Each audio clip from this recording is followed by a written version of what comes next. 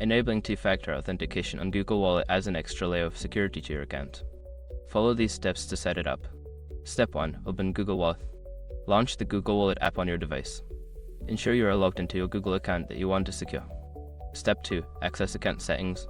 Tap on your profile icon or the menu icon in the top corner of the app. Look for the settings option and select it to access your account settings. Step 3. Navigate to security settings. In the settings menu, find and tap on security or account security. This section contains options related to your account's security features.